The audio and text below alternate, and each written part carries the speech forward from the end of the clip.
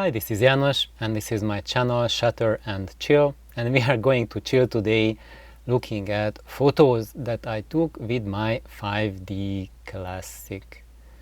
And this is going to be a groundbreaking video because I'm going to show my photos, that's one thing, and this is the first video that I make in 4K. So until now I haven't shown any of my pictures because I used to have a 1080p monitor, like a regular Dell monitor, 1080p resolution, and which is like what you see is a 1920 by 1080 picture. That is exactly a 2 megapixel image, and I was not really sure that when I record something at that resolution, it goes through YouTube at all. I tried a couple upload attempts with it, and what I noticed is if I record something in 1080p, it's going to look absolutely rubbish by the time it's uploaded to YouTube. So now I'm going to try something different. I'm going to record in 4K, upload in 4K, and I'm really curious. What is it that I see that I record in 4K? So now this is the first time it's possible that I can do that because I have gotten myself a 5K monitor. So not a 4 but a 5. So what's the difference? So like I'm going to make a different video about that thing. Maybe I won't even go into that question for now. In brief, the difference is the 4K monitor, that's roughly 8 megapixel resolution you see, and the 5K is almost twice. So it's almost 15, very close to 15 megapixels. And when I like downscale my monitor from 5K to 4K, there is a quite noticeable difference between the two. So yes, the difference between 8 megapixels and 15 megapixels is quite a significant jump. But sadly, what you are going to see is the 4K downscaled version of my 5K screen. And why I emphasized all of these is because the output of the 5D Classic is a 12.8 megapixel. So it's a lot bigger than a 4K screen, but a little under the 15 megapixel of the 5K. So when I view my 5D shots on my monitor, then I need to increase the size a little bit to fill up my screen with my 5D shots. But if I was to view it on a 5K screen, I have to zoom out from my picture, scale down to see the whole picture. So yes, the 5D Classic has a big enough picture that on most people's monitors are not even good enough to view a picture. And so that's about it. Some little background for the resolution thing. That I think, yep, just for monitor viewing, the 5K, I mean the 5D Classic has more than enough megapixels, and that's kind of the focus of my video, to demonstrate it to you. How does that look with actual photos? So what you are going to see is my trip that I made 2 years ago, 2023 December. To Maui. So I flew from here, well, not here because now I'm in Mililani, but I flew from Honolulu airport to Maui, and I will start with those shots. So those were taken on the plane, and I will just show those shots right away. So let's change over to my screen. So this is my 5K monitor, to you downsample to 4K, and let's see, Machi is watching over us. Actually, she's sleeping in her basket even though it's 3 p.m. on a Sunday. So let's bring up, so I'm going to show DPP4. This is Canon's RAW editor, and I use it to edit all the files. And those of you who are really against editing the images, I would really recommend the Canon's RAW converter, because it's really easy to use. It's so much simpler than Lightroom or Photoshop or anything, absolutely basic, and it's a lot better as well. So Lightroom is not optimized at all for Canon. This is not my experience, but what I hear from people who use both Lightroom and Canon's DPP4, everyone seems to say that Canon's RAW editor makes a lot nicer looking files, exports than Lightroom. Lightroom seems to be nowadays focused mostly on Sony. So part of the Sony supremacy might be coming from that fact that Lightroom is really heavy-handed towards Sony and punishing Canon. And that this is not my experience. Just let me know if this is yours, what you have experienced with that. My personal experience is Canon's DPP4 is amazing, and those photos that I took like 10-15 years ago with my 20D, I didn't have the 5D at that time, and I look at them, I open the shots again at DPP4, it's absolutely phenomenal. It's like I'm seeing the files with new eyes. So, and its ability to remove noise, especially color noise, is phenomenal. So I think I don't know how good a job Lightroom does, but what I'm seeing, like how people suffer in there, well, nowadays you don't suffer because there is this AI thing removing noise, but it also has its implication that when you remove noise with AI, it also removes the natural grain structure of your image, and you are not going to have that native 5D classic output. You are going to have a more like a flattened version, an AI flattened version of it, which is more generic and will make every camera look like each other, and it's not as big difference whether you took it with a 5D classic or a Sony A7R3 or an Olympus OM whatever, or a Nikon. So I would say that's what I gathered, that for every camera who has its own native RAW editor, use the native RAW editor. For example, for Nikon as well, use the native RAW editor to set the white balance, set the color balance, and do basic like saturation, etc., color adjustments, and then export that to Lightroom or Photoshop, and then work with that. And don't let Lightroom or Photoshop handle the white balance adjustments, the color balance. Don't set it there, and you will get and don't use the noise reduction there. Use the noise reduction in DPP4, and it will give you a happier life. And looking at my pictures, let's start from takeoff. So this is the takeoff. We are at Honolulu Airport, and I'm sitting on the plane next to the jet engine. So we have a nice view of the sun, which is just rising. So I think this was around 6:20 a.m. And at the time I boarded the airplane, it was pitch dark, not even a hint of light. When the plane started taxiing, couldn't see the sun at all. It was just like a slight haze. And this is, we are already ready to take off, and look, the sun is already up there. And we are watching through the window on the airplane, which is not the best optical, it's not optimized for clear transparency.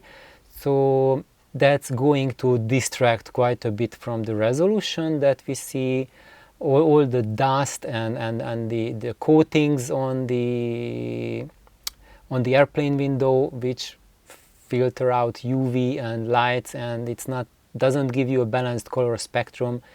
So, and also I'm shooting directly into the sun, rising sun, which is at a really low angle, so whatever the lens has issues with shooting directly into the sun, it's going to show up. So here I'm using the Sigma Art lens, the 35mm Sigma Art, the DG HSM-A f1.4 35mm, and I stopped it down. Let's see how much did I stop it down. Let me just pull up. There we go, where it is, f13.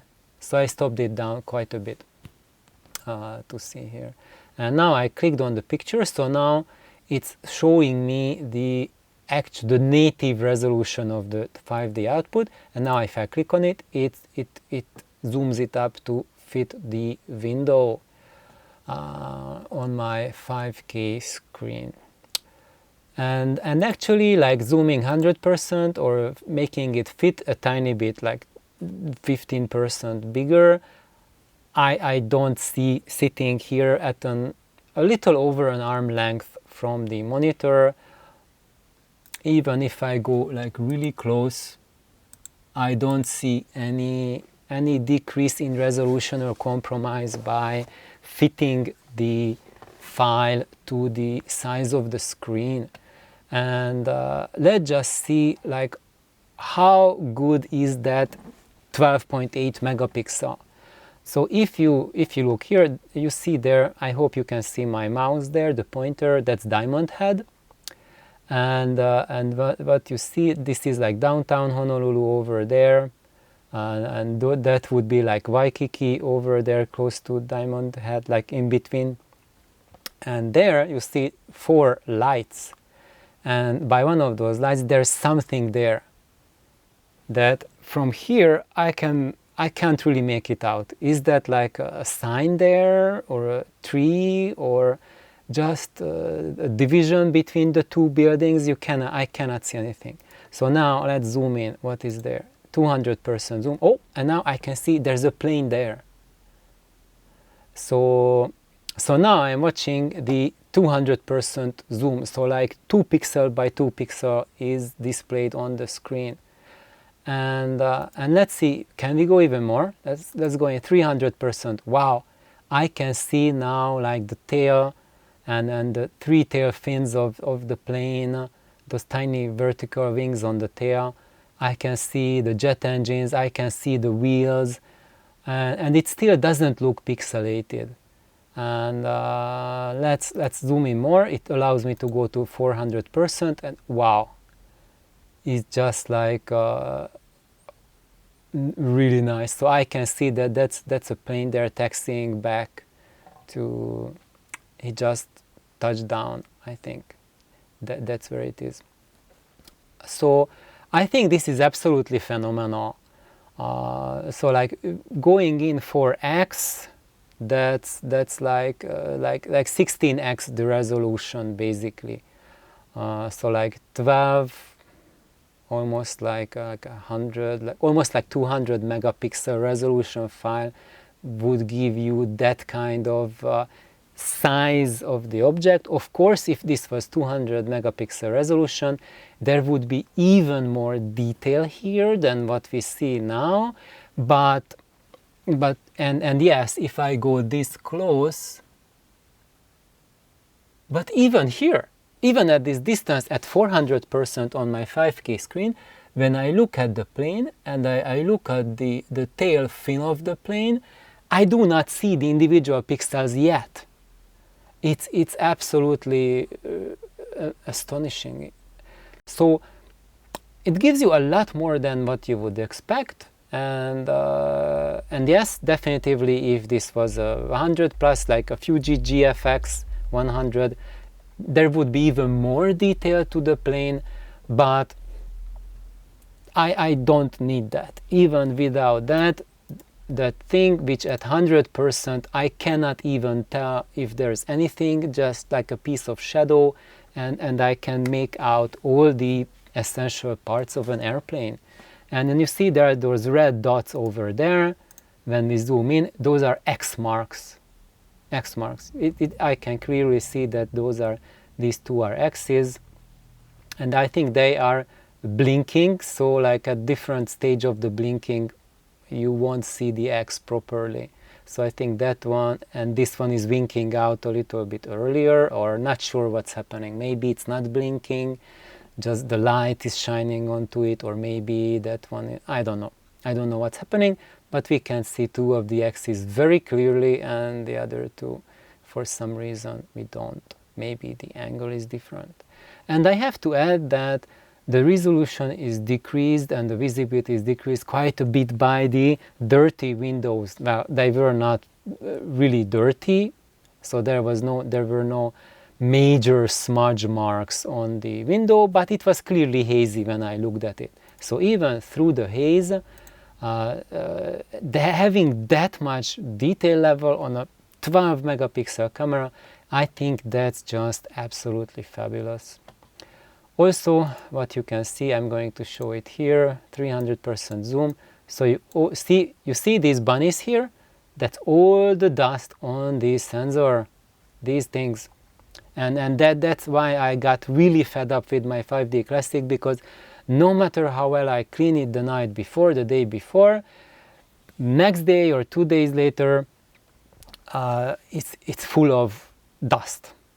It's ridiculous. And I'm going to show you that this is the start of my trip with this much dust on the sensor and the lens, and by the end of the trip it's going to be even more. And I did not change the lens, did not touch the lens.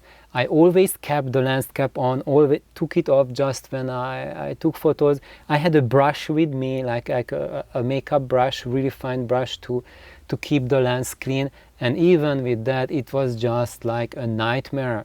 So I think a lot of the things is just my sensor ended up just the 5D sensor here in Hawaii just attracts dust like nobody's business. And here I took like, well, a couple hundred shots on my Maui trip, and if I want to use any photos, I have to spend like half an hour plus an hour removing all of these sensor dust from it.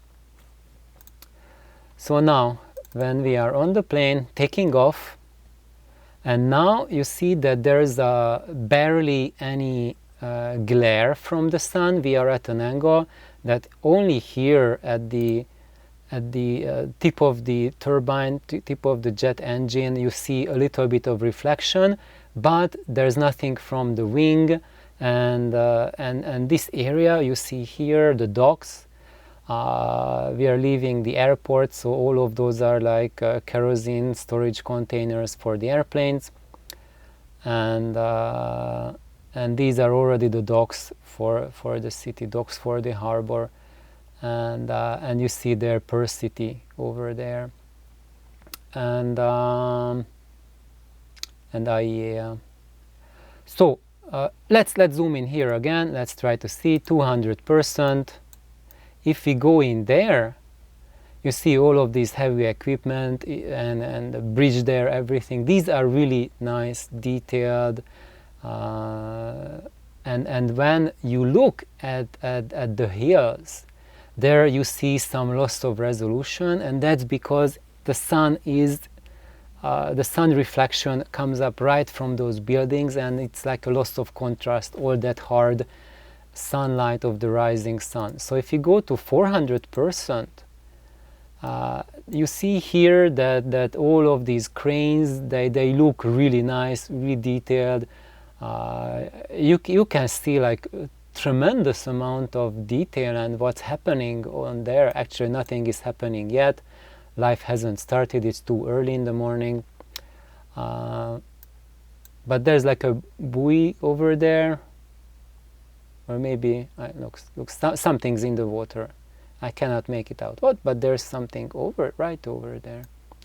But when we go and look at the hills, you see there's like a really hard reflection over there, but all of the buildings just reflect the light too harshly, and there's like a loss of resolution over there. And also because the focal plane, like I focused here on the docks, and these are nice, detailed, everything looks good even at 400%, but there we are also losing, these are out of focus regions. So if I look, it's f7, and if it's like a couple miles away at f7, yeah, it's going to be out of focus. So that's why we don't see that many details here on the hillside, because it's not in the focal plane. However, everything which is in here, the plane wing is in focus. And oh, look at that. Ay, what's that at the end of the wing? Oh, I think those people who are into constipation theories, now this is your confirmation bias for the chemtrails. So this is the device that they put on every plane to emit the chemtrails. So your constipation theory is bullseye, and we don't need to look at the fact that actually this is light over there, that the plane, when it's decreased visibility, they turn on a light that signals that that's so the light starts either, I think it's flashing, it's a flashing light, and one left side and right side, they have different colors, so that other plane pilots see whether you are going towards them or you are going away from them, and how far your wingspan is. So that's an aviation thing. Here again, those dust bunnies, it's a nuisance, but because I don't have the direct sunlight here, it's not as big of a problem as compared to having the sun behind the scene where I'm shooting it at. So now looking at the next one, this is Waikiki. So everyone wants to come visit to Hawaii, they always go to Waikiki. It's kind of like we are going to Mecca, we are going to Waikiki, yeah. And actually I can tell everyone, those of us who here live in Hawaii, I live in Hawaii since year 2000, and for us, like, going to Waikiki is like, that's really kitsch, and the least Hawaii you can look for. And we just try to if you don't live there, we just try to avoid it if at all possible. Parking is atrocious, and it's just too busy, and that's not the real Hawaii experience. You have to just try different areas, different places, but everything that you see here, all of them are hotels. So basically it's a giant hotel conglomerate, and 6 million tourists a year, while the whole Oahu is about 1.2 million people, so like about 4 times as many tourists every year as people who live there. So what can we see? Let's zoom in. Let's zoom into 200%, and it's pretty darn good, I would say. Look at the ocean waves, it's absolutely epic. You can see like some people are already putting up tents over there, and it's like, well, what are those? Can we zoom in more? 400%.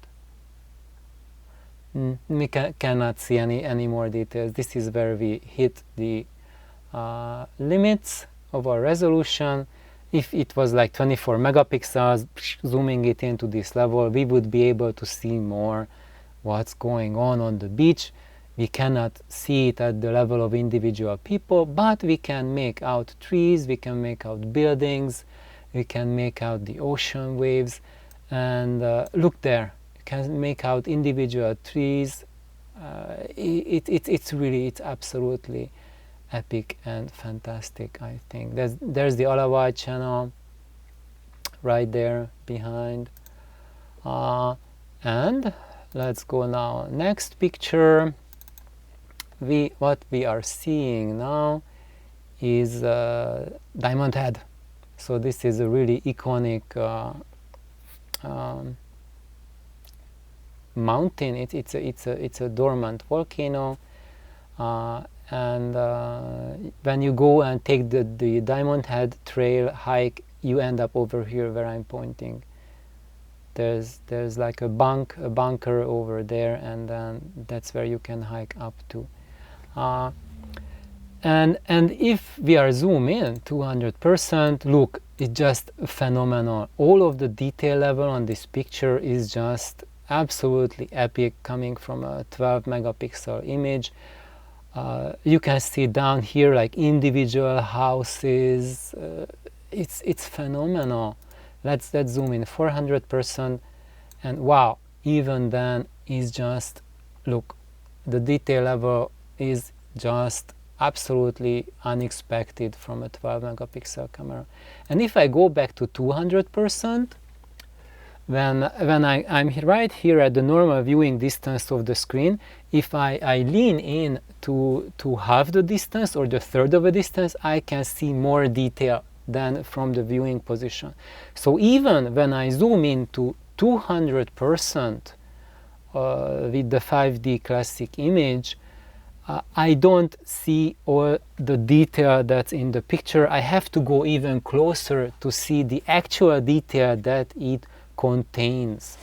And this is with the 5K monitor. So when I had my 1080p monitor there, if I viewed it at 100%, that was like a similar experience like I'm viewing it now at 200%, or even more, even worse. And if I zoomed in at 200% on a 1080p monitor, then I could see already like loss of resolution, and it didn't look as good as it looks now.